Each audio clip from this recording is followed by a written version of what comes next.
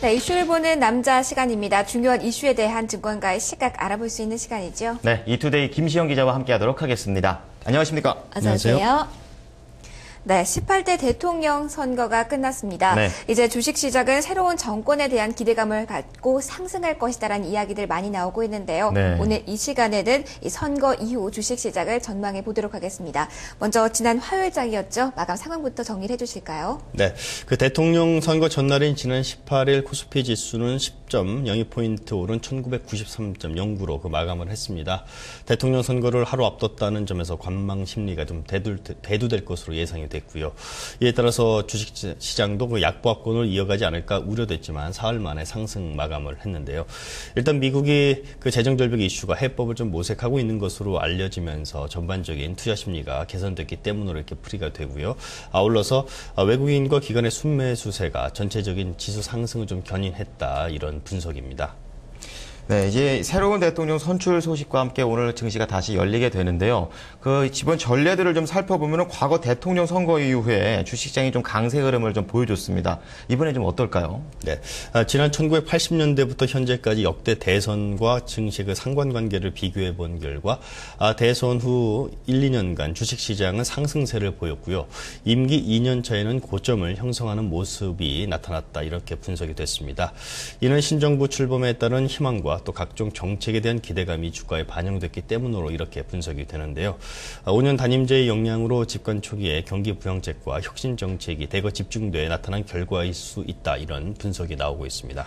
네, 그렇다면 집권 초기에 시장 상승 전망하신 분들이 상당히 많을 것 같은데요. 과거 사례를 좀 미뤄보면요. 이 초반에 주목을 받았던 업종이나 종목들은 좀 어떤 게 있습니까? 네, 이는 누가 대통령이 됐느냐와 또 당시 국내외 경제 상황 등이 많이 좀 반영되기 때문에 좀 달라질 수 있는데요.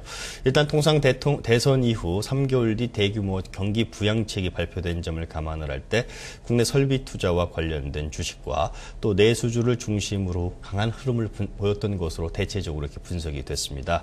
실제 대통령 취임을 전후로 정부가 가시적인 성과를 얻기 위해 경기 활성화 조치나 신경제 계획 등 대규모 정부 정책을 발표한 적이 많았기 때문인데요. 대규모 투자나 내수 관련 분야에 집중이 되면서 관련 업종, 종목들이 수혜주로 떠올랐다, 이런 분석이 많습니다. 이 역대 대선 이후에 취임 첫 해에는 코스피 지수가 좀 상승하는 그런 모습을 보여주지만 이번에 그 이명박 정권 때는 좀 다른 모습이었죠. 네, 그 과거 대통령 선거 후에 첫 해 증시 전반적으로 많이 오르는 모습을 보였습니다. 1990년 이후 대통령 취임 첫 해 코스피 지수 상승률을 보면 15대 김대중 대통령 때가 49.5%로 가장 높았는데요. 노무현 대통령 때는 29.2%, 또 김영삼 대통령 시절에는 27.7%를 기록을 했습니다. 하지만 17대 이명박 대통령의 경우는 그 미국발 금융위기 여파로 30.6% 하락하는 그런 모습을 보였습니다. 대통령 취임 첫 해 주가가 크게 오르는 것 역시 대통령 단임제 특성상 집권 초기 강력한 경기 부양책 실시 때문이다, 이렇게 분석이 되는데요. 앞서 말씀드린 대로 대선 후 1년간 그 주식시장은 전반적으로 상승을 했지만 임기 2년 차에 고점을 형성하는 모습을 보여왔기 때문에 이번에도 그런 흐름 보이지 않겠느냐, 이런 분석도 나오고 있습니다. 네, 전반적으로 상승을 점치는 분위기네요. 이 대선이란 불확실성이 해소됐기 때문에 그런 기대감이 높은 상황인데요. 이 이후에 앞으로 국내 증시에 영향을 미칠 변수로 여의도에서는 어떤 것들 좀 꼽고 있는 상황인가요? 네, 일단 우리 대통령제 5년 단임제인데요. 때문에 집권 초기에 재정 확대를 강하게 추진할 것으로 이렇게 예상이 됩니다. 여의도에서는 정부 정책의 안정성이 확보될 그 내년 2월과 3월 이전에 주식을 매수하기 좀 좋은 타이밍이 아니냐, 이렇게 조언을 하고 있습니다. 증시 전문가들은 주식시장에서 대선이라는 불확실성이 제거된 뒤 결국 대외의 경기 여건에 따라서 주가의 향방이 좀 결정되지 않겠느냐, 이렇게 전망을 하고 있는데요.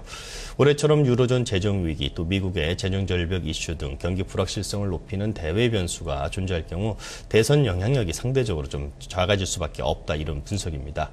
지난 1997년 외환위기 이후 국내 증시는 글로벌 증시와 그 동조화 현상이 나타나면서 대선의 영향력이 줄어들고 있다, 이런 분석을 낳고 있는데요. 결국 대선 이후 안정을 되찾은 국내 증시는 다시 글로벌 경기에 시선을 돌릴 것으로 이렇게 보입니다. 이 이 경우에는 미국의 재정절벽 진행 상황, 또 유로존 리스크 해소 과정, 또 일본과 중국 신정부의 그 경기 향방과 통화 정책 등 대외 변수가 국내 주식 시장에 직접적인 영향을 미칠 수 있을 것으로 이렇게 여의도에서는 분석을 하고 있습니다.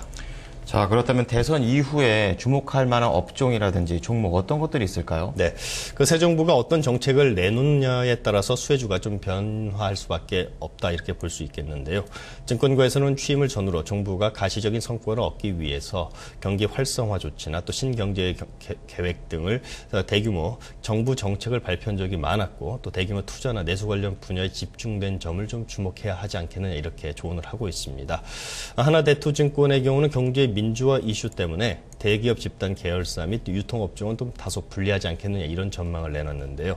일감 몰아주기 제한 및 또 골목상권 보호 정책 강화 때문으로 이렇게 풀이가 됩니다.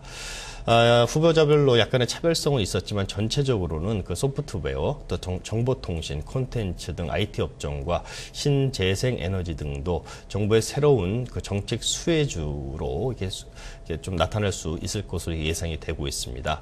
다만 최근 주식시장이 단기 급등에 따른 기술적 부담이 생긴 만큼 대선 이후 일시적인 관망세가 좀 유입될 가능성도 있다라고 이렇게 증권가에서는 분석을 하고 있는데요. 대내외 그 변수 흐름과 또 새 정부의 정책 기조 등을 종합적으로 판단을 하셔서 투자 전략을 좀 세워가시는 것이 좀 바람직하지 않겠느냐라는 것이 현재까지 그 대체적인 분석입니다. 네, 대내외 변수 흐름과 함께 새 정부가 내놓을 정책적 모멘텀도 주의 깊게 살펴봐야겠습니다. 네, 김시영 기자 오늘 말씀 잘 들었습니다. 고맙습니다. 네, 이슈를 보는 남자와 함께 선거 이후 주식시장 전망을 해봤습니다.